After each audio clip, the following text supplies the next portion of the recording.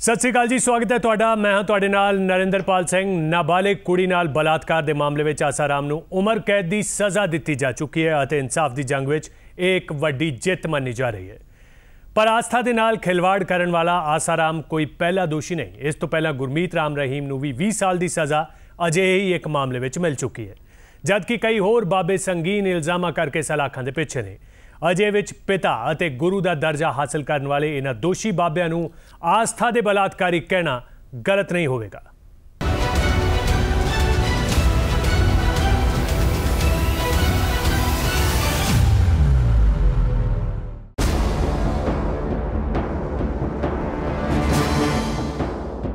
आसाराम, राम रहीम, राम ना कोई भी होवे पर करतार इक्को जहे ने।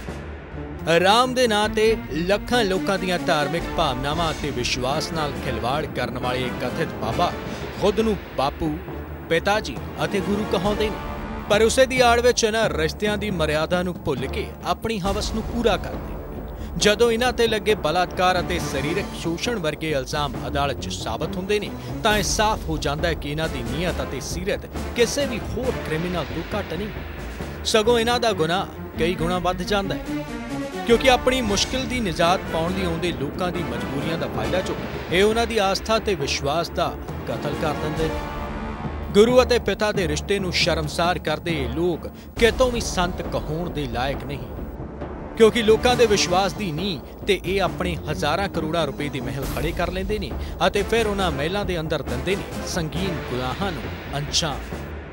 आसाराम दे आश्रम च बणियां गुफा होण या राम रहीम दे डेरे दे तहखाने, पुलिस की जांच विच इन्हां ठिकाणियां तो कई इतराजयोग चीज़ां बरामद होईयां जो इन्हां दियां कालियां करतूतां दा कच्चा चिट्ठा खोलदियां ने। हरियाणा के करौंथा च सतलोक आश्रम चलाउण वाले रामपाल के आश्रम चों तां पुलिस ने अबोर्शन सेंटर चलाए जाण दे भी सबूत हासिल कीते सन। अजिहे च लोकां दी आस्था ते विश्वास दा गला घुट्टण वाले इन्हां गुनाहगारां नूं कानून मुताबक तां सज़ा मिल जावेगी, पर इन्हां नूं असली सज़ा वो लोग दे सकदे ने जो अपने विश्वास दे नाल इन्हां नूं रब दा दर्जा दिंदे ने। Bureau report, PTC news. 5 साल पहला साल 2013 में आसाराम ते नाबालिग नाल बलात्कार दे इल्जाम लगे तां पूरा मुल्क हिल गया सी। लखां करोड़ां लोग जिस शख्स नूं बापू यानी पिता दे तौर ते जानदे सन, वो शख्स एक बच्ची नाल बलात्कार दे इल्जाम विच जेल गया अते 5 साल बाद वो इल्जाम गुनाह विच तब्दील हो गया। इन्हां सालां विच दोषी आसाराम नूं उसदे गुनाहां दी सज़ा दिवाउण दी जंग किहों जही रही, इस रिपोर्ट विच वेखदे हां। खत्म हुई आसाराम दी खेड। अदालत ने सुनाया अपना फैसला। नाबालिग नाल बलात्कार मामले विच आसाराम नूं होई उम्र कैद। जी हां, 25 अप्रैल 2018 जदों पूरे मुल्क दी नज़र जोधपुर सेंट्रल जेल ते लगियां सन, क्योंकि इस जेल दियां मजबूत चार दीवारी दे अंदरों फैसला होना सी आसाराम दी किस्मत दा। ते फिर 10:43 ते विशेष SC/ST कोर्ट दे जज मधुसूदन शर्मा ने आसाराम समेत 4 होर मुलजमां नूं नाबालिग नाल बलात्कार दे मामले विच दोषी करार देने दा फैसला सुना दिता। अदालत ने आसाराम नूं 6 अपराधां विच दोषी करार देंदियां होइयां हर अपराध लई वक्री सज़ा अते जुर्माने दा ऐलान कीता, जो कुल मिला के 2 उम्र कैद, 12.5 सालां दी कठोर कैद अते 3,02,000 रुपए का जुर्माना लगाया गया। आसाराम तो इलावा उसके गुरुकुल के संचालक शरद चंद्र, होस्टल की वार्डन शिल्पी नूं भी अदालत ने दोषी करार दिता है। फिर 2:25 ते अदालत ने आसाराम नूं उम्र कैद की सज़ा का भी ऐलान कर दिता, जबकि उसके सेवादारां नूं भी 20 सालां की सज़ा सुनाई गई है। अदालत की इस कार्रवाई दौरान फैसला सुनदियां ही आसाराम का चेहरा उतर गया ते उसने राम नाम जपना शुरू कर दिता। इस तो बाद पीड़ित के वकीलों वालों आसाराम नूं सख्त तो सख्त सज़ा देने लई दलीलां दित्तियां गईयां, जबकि आसाराम के वकील उसकी उम्र का हवाला देके सज़ा विच राहत की मंग करते रहे। कई दहाकियां तक लोकां दी आस्था नाल खिलवाड़ करके 10,000 करोड़ रुपए की जायदाद बनाने वाला आसाराम हुण उम्र भर सलाखां दे पिछे रहेगा, पर यह सज़ा उस पीड़ित करके हासिल हो सकी है जिसने 5 साल तक इंसाफ लिए अपनी जंग नूं जारी रखा। हालांकि आसाराम दे बुलारे इस फैसले के खिलाफ अपील करने बारे भी विचार कर रहे ने। कहीं ना कहीं हमें हमारा पक्ष रखने में शायद कमी रही हो या न्यायपालिका ने हमारे पक्ष को ठीक से सुना ना हो, कहीं ना कहीं कमी तो रही है। अब यह है कि कोर्ट की प्रक्रिया है, सेशन के बाद हाई कोर्ट का सुप्रीम कोर्ट, तो हम उस प्रक्रिया को फॉलो करेंगे और हाई कोर्ट में अपील फाइल करेंगे। उत्तर प्रदेश के शाहजहांपुर की रहने वाली पीड़ित आसाराम दे मध्य प्रदेश के छिंदवाड़ा स्थित गुरुकुल विच पढ़दी सी, जिथे उसनूं दौरे पैंदे सन, जिस तो बाद उसनूं आसाराम दे कोल इलाज करवाउण लई भेजा गया। पर इलाज करन दी थां आसाराम ने उस मासूम दी बीमारी का फायदा चुक्या ਅਤੇ 15 अगस्त 2013 ਦੀ ਰਾਤ ਨੂੰ ਜੋਧਪੁਰ ਦੇ ਇੱਕ ਫਾਰਮ ਹਾਊਸ ਵਿੱਚ ਇਲਾਜ ਦੇ ਨਾਂ ਤੇ ਉਸ ਦਾ ਨਾਲ ਜ਼ਬਰ ਜਿਨਾਹ ਕੀਤਾ ਗਿਆ। ਜਦੋਂ ਪੀੜਤ ਨੇ ਆਪਣੇ ਨਾਲ ਹੋਈ ਇਸ ਘਿਨੌਣੀ ਹਰਕਤ ਦੀ ਜਾਣਕਾਰੀ ਆਪਣੇ ਪਰਿਵਾਰ ਨੂੰ ਦਿੱਤੀ ਤਾਂ 20 ਅਗਸਤ 2013 ਨੂੰ ਪਰਿਵਾਰ ਨੇ ਇਨਸਾਫ ਦੀ ਲੜਾਈ ਲੜਨ ਦਾ ਫੈਸਲਾ ਕੀਤਾ ਅਤੇ ਆਸਾਰਾਮ ਦੇ ਖਿਲਾਫ ਕੇਸ ਦਰਜ ਕਰਵਾਇਆ। ਕਿਉਂਕਿ ਵਾਰਦਾਤ ਸਮੇਂ ਪੀੜਤ ਨਾਬਾਲਿਗ ਸੀ, ਇਸ ਲਈ ਆਸਾਰਾਮ ਤੇ ਪੋਕਸੋ ਐਕਟ ਦੇ ਤਹਿਤ ਮਾਮਲਾ ਦਰਜ ਕੀਤਾ ਗਿਆ। पीड़त की इस जंग विच कई गवाह ने अहम भूमिका निभाई। हालांकि 5 साल के दरमियान 3 गवाहां नूं मौत के घाट भी उतार दिता गया, जबकि 9 गवाहां ते जानलेवा हमले हुए। बलात्कारियों को, दुराचारियों को फांसी की सजा होनी चाहिए। फांसी से कम सजा इन लोगों के लिए कोई सजा नहीं है। सभी गवाहों के जीवन को खतरा तो बना ही रहेगा, क्योंकि पहले भी 10 गवाहों पे हमले हो गए, जिनमें से 3 की डेथ हो गई, एक अभी तक मिसिंग है। तो गवाहों की जान को खतरा तो लगातार बना रहेगा, अभी भी है, आगे भी बना रहेगा। पर आखिर सच्चाई की जित हुई और पीड़त ते उसके परिवार ने वार-वार मिलिया धमकियां तो बावजूद इंसाफ हासिल किया। भावें अदालत ने आसाराम नूं उम्र कैद की सजा सुनाई होवे, पर लोगों का विश्वास तोड़न वाले आसाराम लई इस तो भी सख्त सजा की मांग की जा रही है। ऐसे बाबों को तो, जो बाबा के नाम से, भगवान के नाम से जो बदनाम करते हैं भगवान को, ऐसे आदमियों को तो फांसी की सजा होनी चाहिए। जो लड़कियों के साथ ऐसा करते हैं, जो औरतों के साथ, जिनको इज्जत करनी नहीं आती। बहुत अच्छी बात है, दोषी है, दोषी को तो सजा मिलनी चाहिए और हम कानून के साथ हैं। सबक तो इसको मिलनी चाहिए, क्योंकि और जो इस तरह का कांड करेंगे उनको एक सबक मिलेगा, चाहे वो मंत्री हो चाहे कोई भी आम आदमी हो, उसको सजा मिलना ही चाहिए। जो इसने कर्म करे हैं वो तो गलती है, दोषी करार तो देना ही चाहिए। 77 साल की उम्र विच उम्र कैद की सजा पाने वाले आसाराम का असली नाम आसुमल सिरुमलानी है ते दुनिया भर विच उसने अपने कई वड्डे आश्रम बनाए हुए ने।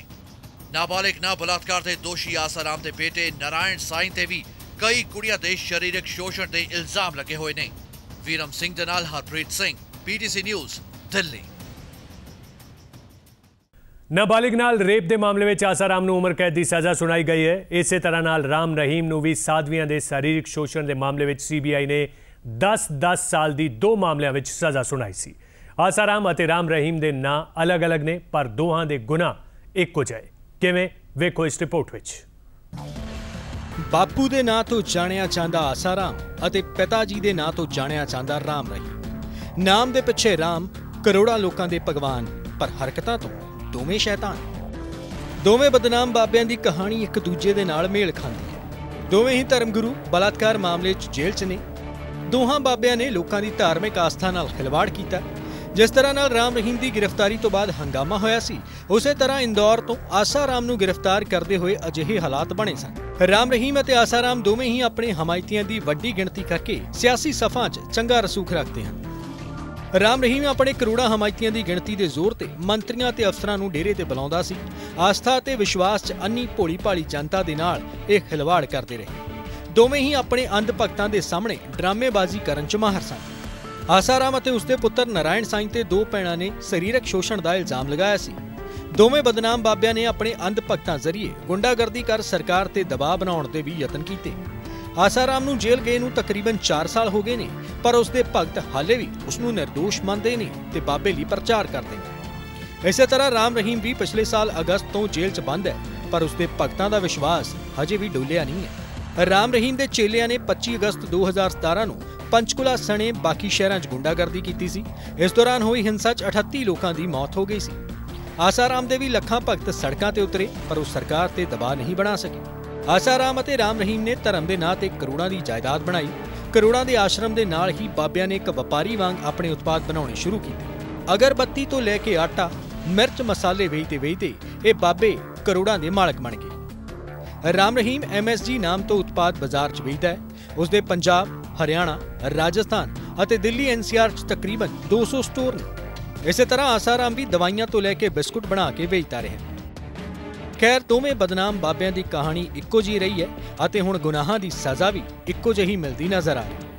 ਉਮੀਦ ਹੈ ਕਿ ਦੋਵਾਂ ਦੇ ਹੋਏ ਹਸ਼ਰ ਤੋਂ ਬਾਅਦ ਕੋਈ ਤੀਜਾ ਬਾਬਾ ਇਹਨਾਂ ਵਾਂਗ ਆਪਣਾ ਹਾਲ ਹੁੰਦਾ ਨਹੀਂ ਵੇਖਣਾ ਚਾਹੇਗਾ ਅਤੇ ਦੋਹਾਂ ਵੱਲੋਂ ਕੀਤੀਆਂ ਕਰਤੂਤਾਂ ਤੋਂ ਤੌਬਾ ਕਰੇਗਾ। Bureau report, PTC news. ਵੇਲਾ ਇੱਕ ਬ੍ਰੇਕ ਦਾ। ਬ੍ਰੇਕ ਤੋਂ ਬਾਅਦ ਤੁਹਾਨੂੰ ਵਿਖਾਵਾਂਗੇ ਕਿ ਫੈਸਲਾ ਆਉਣ ਤੋਂ ਬਾਅਦ ਆਸਾਰਾਮ ਦੇ ਆਸ਼ਰਮ ਵਿੱਚ ਕਿਹੋ ਜਿਹਾ ਰਿਹਾ ਮਾਹੌਲ।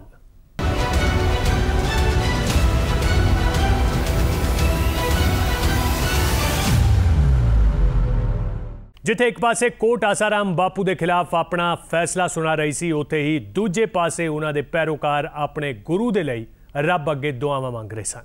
ਲੁਧਿਆਣਾ ਦੇ ਸਾਹਨੇਵਾਲ ਵਿੱਚ ਆਸਾਰਾਮ ਬਾਪੂ ਦੇ ਆਸ਼ਰਮ ਵਿੱਚ ਇਕੱਠੇ ਹੋਏ ਪੈਰੋਕਾਰਾਂ ਨੇ ਹਵਨ ਯੱਗ ਕਰਕੇ ਉਹਨਾਂ ਦੇ ਹੱਕ ਵਿੱਚ ਫੈਸਲਾ ਸੁਣਾਏ ਜਾਣ ਦੀ ਪ੍ਰਾਰਥਨਾ ਕੀਤੀ, ਪਰ ਇਹ ਪ੍ਰਾਰਥਨਾ ਕਬੂਲ ਨਹੀਂ ਹੋਈ ਅਤੇ ਆਸਾਰਾਮ ਦੋਸ਼ੀ करार ਦਿੱਤਾ ਗਿਆ। जोधपुर अदालत वालों आशाराम बापू जी ते फैसला सुना दिता गया और आशाराम बापू ਨੂੰ ਉਮਰ ਕੈਦ ਦੀ ਸਜ਼ਾ ਸੁਣਾਈ ਹੈ ਔਰ ਬਾਕੀ ਜਿਹੜੇ ਦੋਸ਼ੀ ਸੀ ਉਹਨਾਂ ਨੂੰ 20 ਸਾਲ ਦੀ ਸਜ਼ਾ ਸੁਣਾਈ ਹੈ। ਸਾਡੇ ਨਾਲ ਲੁਧਿਆਣਾ ਦੇ ਸਾਹਨੇਵਾਲ ਇਹ ਆਸ਼ਰਮ ਬਾਪੂ ਜੀ ਦਾ ਆਸ਼ਰਮ ਹੈ। ਇੱਕ ਪਾਸੇ ਤੁਸੀਂ ਤਸਵੀਰਾਂ ਦੇਖ ਸਕਦੇ ਹੋ ਕਿ ਸਵੇਰ ਤੋਂ ਹੀ ਪੂਜਾ ਅਰਚਨਾ ਹੋ ਰਹੀ ਸੀ ਕਿ ਕਿਤੇ ਨਾ ਕਿਤੇ ਉਹਨਾਂ ਨੂੰ ਅਦਾਲਤ ਵੱਲੋਂ ਬਰੀ ਕਰਾਰ ਦੇ ਦਿੱਤਾ ਜਾਵੇ, ਪਰ ਫੈਸਲਾ ਆਇਆ ਉਸ ਨੂੰ ਲੈ ਕੇ ਜਿਹੜੇ ਸ਼ਰਧਾਲੂ ਹੈ ਇੱਥੇ आशाराम बापू जी के आश्रम उन्होंने की कहना है? सर देखो, अभी तक तो हमें पता नहीं था, लेकिन अभी जो कोर्ट का फैसला आया, कोर्ट का फैसला जो आए हमें कोई परवाह नहीं है। बापू हमारे लिए भगवान थे, भगवान है और भगवान रहेंगे। चाहे कोर्ट जो मर्जी फैसला दे, हमें कोर्ट के फैसले का कोई परवाह नहीं है। हमें ये पता हमारे बापू निर्दोष हैं, निर्दोष थे और निर्दोष ही रहेंगे। सो कितने ना कितने रोष जरूर पाया जा रहा है। साडे नाल होर भी श्रद्धालु ने कितने ना कितने देखा जा रहा सी, क्योंकि पहले जो बरी किए गए दो लगता सी कि बापू जी नू अदालत वालों बरी का फैसला सुनाया जा सकता। सर मेरे को जहाँ तक कानून की जानकारी है बहुत अजीब फैसला लगा मेरे को। तो वैसे तो मैं टिप्पणी करना बनता नहीं है, फिर भी उसमें कुछ लोगों को छोड़ा गया है, कुछ को सजा दी गई है, जबकि सजा होनी चाहिए तो सभी को होनी चाहिए थी उसमें जितने आरोपी थे। और ये मुझे लगता है जहाँ तक मैंने पढ़ा है इसके बारे में कि मैक्सिमम जो सेंटेंस है वो 10 ईयर्स का है और यहाँ पे लाइफ इम्प्रिजनमेंट की बात सुनाई दे रही है। तो बहुत दुर्भाग्यपूर्ण है। मुझे लगता है कहीं ना कहीं बहुत बड़ा षड्यंत्र है जिससे और आगे बढ़ाया जा रहा है। सो कितने ना कितने रोष पाया जा रहा है आशाराम बापू जी लुधियाना दे इस आश्रम दे विच और क्या जा रहा है कितने ना कितने आशाराम बापू जी नूं फसाया जा रहा है और कितने ना कितने इस पूरे मामले के पिछे किसी न किसी की साजिश है। कैमरामैन सेठी चौहान दे नाल नवीन शर्मा, PTC न्यूज़ लुधियाना। राम रहीम होवे या आसाराम, ਲੱਖਾਂ ਭਗਤਾਂ ਦੀ ਭੀੜ ਦੇ ਪਿੱਛੇ ਲੁਕ ਕੇ ਇਹ ਅਖੌਤੀ ਬਾਬੇ ਆਪਣੇ ਕਾਲੇ ਕਾਰਨਾਮਿਆਂ ਨੂੰ ਅੰਜਾਮ ਦਿੰਦੇ ਨੇ ਅਤੇ ਫਿਰ ਉਸੇ ਦਾ ਫਾਇਦਾ ਚੁੱਕ ਕੇ ਸਜ਼ਾ ਤੋਂ ਬਚਣ ਦੀ ਕੋਸ਼ਿਸ਼ ਵੀ ਕਰਦੇ ਨੇ। ਉਹਨਾਂ ਦਾ ਰਸੂਖ ਕਿਸ ਤਰ੍ਹਾਂ ਨਾਲ ਕੇਸ ਨੂੰ ਪ੍ਰਭਾਵਿਤ ਕਰਦਾ ਹੈ, ਇਸ ਬਾਰੇ ਜਾਣਨ ਲਈ ਸਾਡੇ ਸਹਿਯੋਗੀ ਸੰਜੇ ਮਲਹੋਤਰਾ ਨੇ ਗੱਲ ਕੀਤੀ ਸੀਨੀਅਰ ਵਕੀਲ ਰਵਿੰਦਰ ਟੁੱਲ ਨਾਲ। इस वक्त साडे नाल मौजूद ने सीनियर एडवोकेट रविंदर टुल जिहड़े कि गुरमीत राम रहीम मामले दे विच मुख वकील हैगे ने। इन्हां दी ही PIL तो बाद हाई कोर्ट ने सारे दे सारे FIRs नूं सारे दे सारे मामलिਆਂ ਨੂੰ इकट्ठा कर दिता सीगा। अज जदों कि बापू आसाराम दे खिलाफ भी वर्डिक्ट आ चुकिया हैगा ते उसी सिलसिले विच असीं इन्हां नाल गलबात करना चाहांगे। टुल साहब, सब तो पहले तो मैं यही सवाल तुहाडे तो पुछना चाहांगा कि अज आसाराम बापू आसाराम का भी मामला आ चुका है, उन्होंने सज़ा दी जा चुकी है। उस तो पहले गुरमीत राम रहीम भी सज़ा मिली हैगी है, लेकिन सब तो जी मेन ये गल वेखण वाली सी कि दोनों मामलों के देर बड़ी लगी। मामले कई साल लटकते रहे। गुरमीत राम रहीम वाला तो कई साल लटकता रहा, ये मामला भी 5-6 साल तो लटक रहा है कि वजह की है कि इन्ना मामला डिले क्यों होता है? देखिए, मैं ये मामला क्योंकि ये कहीं ना कहीं ये धर्मगुरु है, आस्था के साथ में जुड़े होते हैं लोगों की, तो ऐसे में इनके पास में एक बड़ा लंबा चौड़ा बेस होता है। तो यदि किसी प्रकार की FIR होती है तो गवाह जो आते हैं, गवाहों को कोशिश किया जाता है उनको तोड़ने का, उन्हें इन्फ्लुएंस करने की कोशिश की जाती है।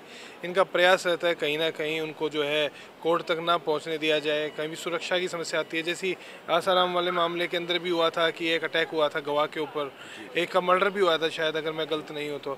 ऐसे ही इसमें भी गुरमीत राम रहीम मामले में भी जो है प्रथम जो मामला था उसके बाद में गवाहों को मारने की कोशिश की गई, एक पत्रकार को भी मारा गया। तो जो ये सब सिस्टम चलता है, एक डर पैदा किया जाता है लोगों के अंदर, उस डर के कारण से, क्योंकि एक बहुत लंबी लिस्ट होती है गवाहों की, मान लीजिए 60, 70, 80 गवाह है, उनको कोर्ट तक पहुंचाना, उनकी गवाही करवाना और उसके बाद में इनको खुद कोर्ट तक पहुंचाना बाबा को, ये बड़ा एक लंबा प्रोसेस है। तो उसके कारण से डिले होती है, ये खुद जानकर के डिले करवाते हैं। यानी कि इसका मतलब हमारा जो न्यायिक प्रणाली है वो कहीं ना कहीं इस तरह के इन्फ्लुएंसेस में आ जाती है। नहीं, न्याय प्रणाली इन्फ्लुएंस में नहीं आती, लेकिन यदि कोई डेट मांगेगा, तारीख मांगेगा, गवाह मौके पर नहीं पहुंचेगा तो कहीं ना कहीं उनको जो है डेट डालनी ही पड़ेगी। लेकिन इसके लिए मेरा मानना है कि फास्ट ट्रैक कोर्ट होनी चाहिए इस तरह केसेस के लिए। जैसे पॉलिटिशियंस के लिए भी माननीय सुप्रीम कोर्ट ने कहा है कि हम फास्ट ट्रैक करेंगे मामले को। अब महिला के विरुद्ध अपराधों को भी कहते हैं कि फास्ट ट्रैक करेंगे। तो ये इन मामलों को फास्ट ट्रैक करके स्पेशल कोर्ट बना करके जल्दी से जल्दी डिस्पोज ऑफ किया जा सकता है, वो भी तब यदि गवाहों की सुरक्षा के ऊपर सरकार काम करे। आज तक जो है विसल ब्लोअर एक्ट है जो गवाहों की सुरक्षा के लिए लेकर के आई थी केंद्र सरकार, मुझे नहीं लगता है कि उसके बाद में किसी गवाह को सुरक्षा दी गई है। जांच एजेंसियों की जो भूमिका रहती है उसको आप किस तरह से देखें? जांच एजेंसियां भी, क्योंकि मैंने बताया कि धर्म और आस्था से जुड़ा हुआ मामला है, तो बीच में कहीं ना कहीं धर्मगुरु इनके लोग बीच में इन्फ्लुएंस करते हैं हर जगह पर। सीबीआई की टीम जब सिरसा डेरे में भी गई थी, उसे भी ऑब्स्ट्रक्ट किया गया था, उसे भी मिसलीड भी किया गया था। जांच एजेंसी के साथ में समस्या है कि आपको जो एक टिप मिलती है उस टिप के ऊपर काम करना, हो सकता है वो टिप मिसलीड कर दे कि उनके 6 महीने भी खराब हो जाएं।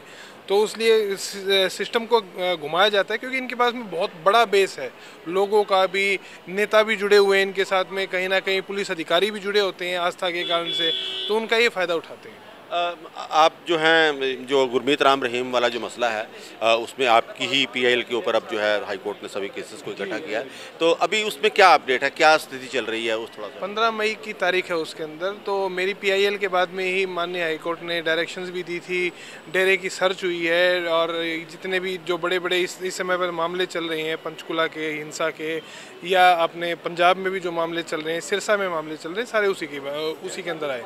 तो अगली तारीख के ऊपर हम बहस करेंगे किस प्रकार के से सरकार ने डेरा सच्चा सौदा को वहाँ पर जो है फाइनेंशियल बेनिफिट दिया है, उसे गांव डिक्लेयर करके उस पूरे के पूरे डेरे को, और क्या उसके ऊपर किस प्रकार के उसमें उन्हें किस किस तरह के बेनिफिट किस व्यक्ति ने दिए हैं, इस प्रकार की हमें अगली तारीख के ऊपर बहस करनी है कि क्या कानूनी था या नहीं था। बहुत बहुत धन्यवाद आपका। तो एसके रविंदर टुल जिन्हां दा कहना हैगा कि ਜਿਹੜੇ ਬਾਬਿਆਂ ਦੇ ਖਿਲਾਫ ਕੇਸਿਸ ਹੁੰਦੇ ਹੈਗੇ ਨੇ ਉਹਦੇ ਵਿੱਚ ਸਭ ਤੋਂ ਵੱਡੀ ਜਿਹੜੀ ਅੜਚਨ ਹੁੰਦੀ ਹੈ ਉਹ ਉਹਨਾਂ ਦਾ ਆਸਥਾ ਦਾ ਜਿਹੜਾ ਆਧਾਰ ਹੁੰਦਾ, ਜਿਹੜਾ ਬੇਸ ਹੁੰਦਾ, ਉਹਦੀ ਵਜ੍ਹਾ ਦੇ ਨਾਲ ਮਾਮਲਾ ਡਿਲੇ ਹੁੰਦਾ। ਉਹ ਇਨਫਲੂਐਂਸ਼ੀਅਲ ਲੋਕ ਹੁੰਦੇ ਹੈਗੇ ਨੇ ਔਰ ਹਰ ਤਰ੍ਹਾਂ ਉਹਨਾਂ ਦੀ ਕੋਸ਼ਿਸ਼ ਰਹਿੰਦੀ ਹੈ ਕਿ ਮਾਮਲਿਆਂ ਨੂੰ ਡਿਲੇ ਕੀਤਾ ਜਾਏ। ਇਹੀ ਵਜ੍ਹਾ ਹੈ ਕਿ ਇਹਨਾਂ ਦੋਨਾਂ ਮਾਮਲਿਆਂ ਦੇ ਵਿੱਚ ਜਸਟਿਸ ਮਿਲਣ ਦੇ ਵਿੱਚ ਟਾਈਮ ਲੱਗਿਆ ਹੈਗਾ। ਕੈਮਰਾਮੈਨ ਤੁਲਸੀ ਮਹਿਰਾ ਦੇ ਨਾਲ ਸੰਜੇ ਮਲਹੋਤਰਾ, PTC ਨਿਊਜ਼, ਚੰਡੀਗੜ੍ਹ। जी हाँ, आस्था दे बलात्कारी साड़ी इस खास पेशकश में इजाजत दो। धन्यवाद।